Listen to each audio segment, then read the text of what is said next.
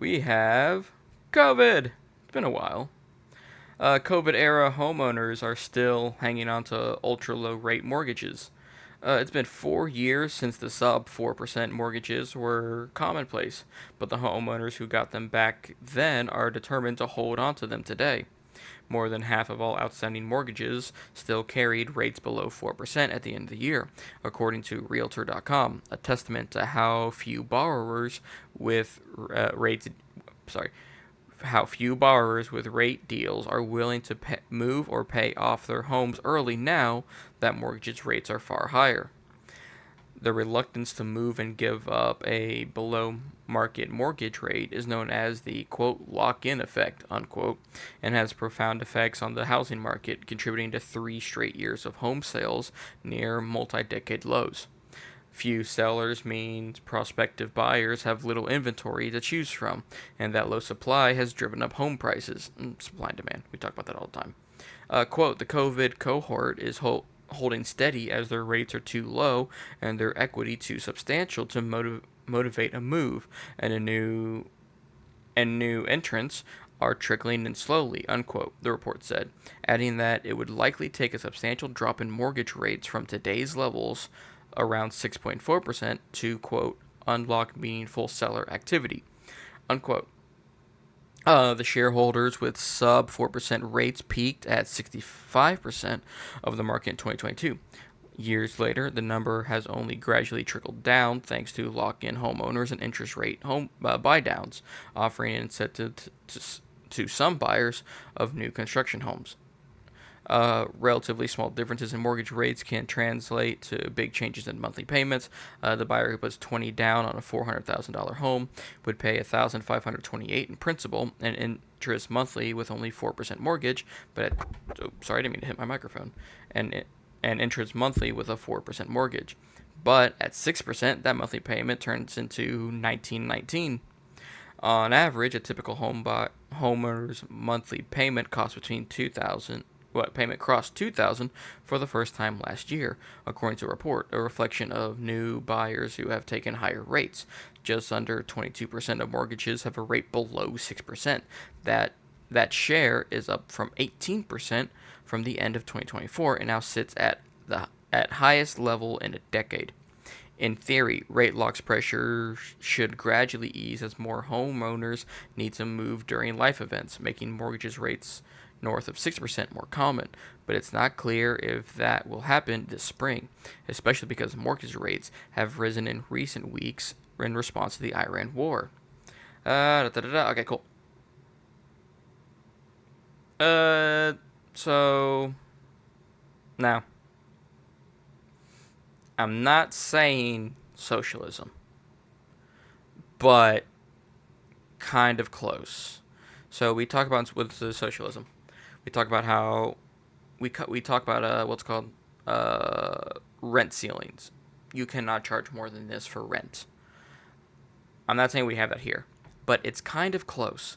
One of the problems that I think with San Francisco had, I want to say the 1920s or 1940s, because they did have rent ceilings where they couldn't charge more than a certain amount for rent, is that nobody moved. Because why would you? The rate is too good. And if you went from where you're at now to somewhere better, you took a huge risk in essentially paying more. They stated here, a lot of these mortgages were taken up at below 4%. Keep in mind, this is below 4%. The examples they provided are at 4%. If I'm mistaken, I have the number somewhere.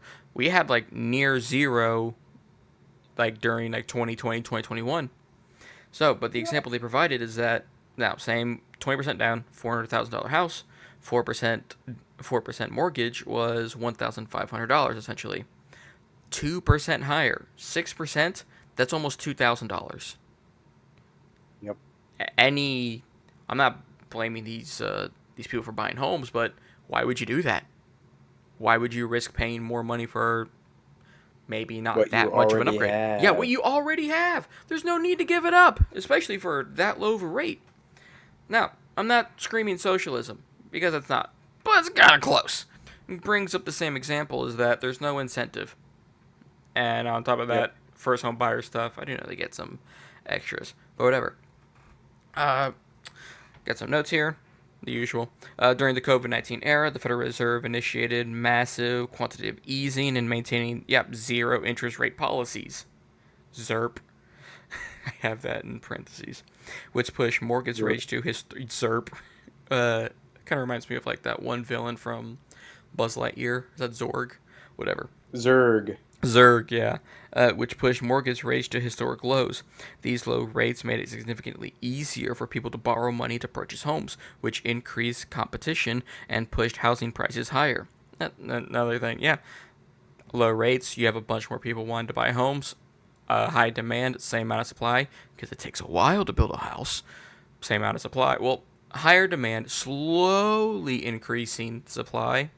Higher demand, supply, price goes up. Basic economics there. Homeowners are currently, quote, hanging on to these mortgages, unquote, because inflation acts as a mechanism that rewards debtors by eroding the real value of their debt over time. Since real interest rates are nominal rates minus the rate of inflation, those ultra-low fixed rates may effectively be paying negative real rates, protecting their wealth from, quote, secret confiscation, quote, by the government. Great, yeah, you're paying $1,500 a month instead of $2,000. That's because, how do I put this? Let's say by the end you pay off your home and it takes you 20 years, the average 20 to 30 years, your $400,000 home just jumped to $600,000. We'll just say that. That's less money, essentially, you had to put into your home to pay it off for the same price. Well, you both paid the same price for the home, but the person paying 6% essentially had to pay nearly 30% more for the home to also reach $600,000. It's all paid off. It's all the same loan, but their beginning home value was the same. Their ending home value is the same, but one of them had to pay a lot more to get there. Yep. Why would you do that? Sure, fine. Next one. This dynamic creates a lock-in effect similar to rent control. Ha! Look at that. Where individuals stay in their current situation to avoid high costs of the open market, thereby reducing housing turnover. Yep. However, this creates a, quote, sticky housing market, unquote, where resources do not flow to their most valued uses because the financial incentive to move are outweighed by the cost of losing an ultra-low rate. Lenders may even face operating losses in this environment, as the interest must be paid on deposits.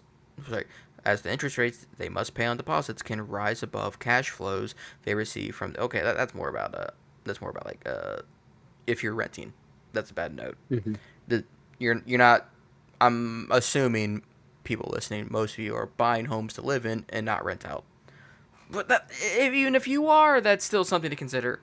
Is that inflation goes up, but mortgages locked in 4%. Sorry, they're now 6. Whatever. Forget that. We're already going through a housing crisis, and I bring this up all the time with with my boss at work, because we shoot the stuff sometimes. Sorry, I keep hitting my microphone. We're gone for a week, and I forget it's there. I think Kamala Harris would have done a lot better job if she announced that she was willing to make, to be fair, your tax dollars. Let's get that out of the way. Put your tax dollars into some programs to build more houses. I remember she mentioned that the last 2 weeks before the election. Yeah, it was the adult housing credit, young family housing credit. Yeah, it's why would you wait? It was really a tax break. Oh no, so it was $26,000. I mean, if it's first time home buyer stuff, I think I might be what you're talking about. I remember them speaking specifically, giving again your tax dollars, which they could have spun we're just taking money for, high, or we're gonna increase millionaires and billionaires tax by 2%, whatever. But I remember reading, not granted, this was 2 years ago. I could be wrong. I'd be dead wrong, but it was towards home construction companies to build more homes, bigger incentives to build homes. And I'm I remember reading that. It was like 2 weeks before the election. I'm like, I would have ran with that. Right? I would have been like, I don't care what Orange Man, I don't care what the Orange Man's doing. I want more homes, more supply, price, housing drops, and we'll get to that in a second. But we're just talking about the rates for right now. But that's what's one of the issues. You have a lot of people who have these ultra low rates. They don't want to move. Imagine being like, hey, you know how much you pay for your rent, you know how much you pay for your mortgage. We're gonna increase that by 30%, and nothing changes. What? Why would you do that? Yeah, like it's this is a this actually kind of happened in not this exact thing, but sort of to your point earlier about like this being similar to like rent control where you put a price ceiling. What it ends up doing is like it seems like a good idea maybe initially to be like, oh hey, you know, we'll offer you this new thing, or we'll prevent this one thing that we think is bad from happening. Think people getting evicted, right? So in order to prevent that, we're going to put in, you know, or people getting gouged. So what we're going to do is we're going to put in rent control, so you can only charge so much for rent. And like ostensibly, it's like, oh yeah, this is a good idea. But then what it ends up doing is creating like I've heard it referred to as like a petite gentrocracy, where like old people, like you basically build these like apartments that get like passed down from person to person to person, assuming the rent control can stay. And what that does, it mean like people just end up fighting over these like trashy homes that aren't maintained because they're horrible, but they're super cheap. And then but in a similar vein, it's like as what you said earlier. It's like, why would you ever change to get away from what you currently have when the what's on offer is just objectively worse? Like no one's going to refinance their house or go buy a new house at a rate that's higher than their own unless you're getting a significantly like meaningful upgrade. If you're going from like, you know, a single wide to, you know, a 2-story, 7-bedroom, 3-bath ordeal in a nice neighborhood, I mean, what's even why am I moving? What am I doing? Oh yeah, and even more to the point, you mentioned old people. Well, let's you know, take a small second, few minutes to, you know, rag on boomers. We already know they have a problem selling their homes because they think their homes are worth during COVID prices, during that huge boom. They can't sell their homes. They don't want to. They don't want to sell them at a lower rate. Yeah. Here's some not financial advice. This is not financial advice. But if you want an interesting factoid, some people have seen some success in getting decent homes by basically buying the loan off of the person. Basically, you put no money on the house, and you just buy out their mortgage. And some people have seen some success getting some pretty nice homes for some pretty good prices, pretty good rates, because the person they're buying it from either owns multiple properties and they don't want to have to maintain all of them and the rates are getting too expensive for them, or they are moving to a different, like they're boomers, so they were retarded with money and did some stupid financing that, like, taking on raw isn't actually so bad. Right, so instead of being out, you know, the down payment and whatever interest has already been paid on this, you're just out whatever principal and interest remain. Like, there have been some people who've seen some success in buying like pretty decent properties by just basically looking through the local registry and being like, all right, who's not doing so hot? Who's like, and calling the number and being like, hey, I'm interested in buying this off of you, so you do not have to deal with this headache anymore. All I want is I will buy the mortgage out from you. Like, you know, no additional down payment. I will just buy the mortgage from you. This is not financial advice. I don't know how often this has worked, how well it will work, or the areas in the country in which it is most effective. I just know that some people have seen some success in doing this. Which, to your point, it'd be a much harder world to get something like that done, some sort of side work around done, if the alternative for that person who might be selling off their current mortgage is to get into a even worse one. So. Yeah. So, well, I guess, yeah, that's the issue. Yeah. Yeah. And I don't want to say that's the problem with low mortgages, but on principle, It makes sense. You don't want home prices so high that people don't want to buy homes because then it just slows down construction. But the problem with dipping into these ultra low, near zero, or even at zero rate policies is that we have a situation like this. Now people don't want to upgrade because it's going to cost them at least 30% more. So think about this. You want a better house? Well, you're going to be paying more. So the house either A or B. Either A has to be significantly better to the point where you justify it. Not even A or B. It's A and B. And B, you need to get essentially almost a 30% raise at work. And based on the economy is going, I'm willing to bet that probably didn't happen. So, no one would move. No one wants to move. No one wants to buy houses. So now they're at the mercy of how fast these construction companies can build a house. And with the price of housing's going up, people aren't buying houses as fast. So now that creates like a pachinko effect where problem here. You stated earlier, a small thing here makes a big bad change over here. Now companies are like, we're not selling as many houses because we're not getting the returns on it. People don't want to pay the high price. Well, maybe instead of building 200 houses this year, we're gonna drop it to 150, maybe 100. So now we have same amount of demand, even slower increase in supply, price goes up, pachinko effect. And I think the only way to return to this is to either A, like I said, I didn't have a problem with Kamala Harris's, extra taxes to build more homes. In my mind, that makes sense, and we'll get into that in a second.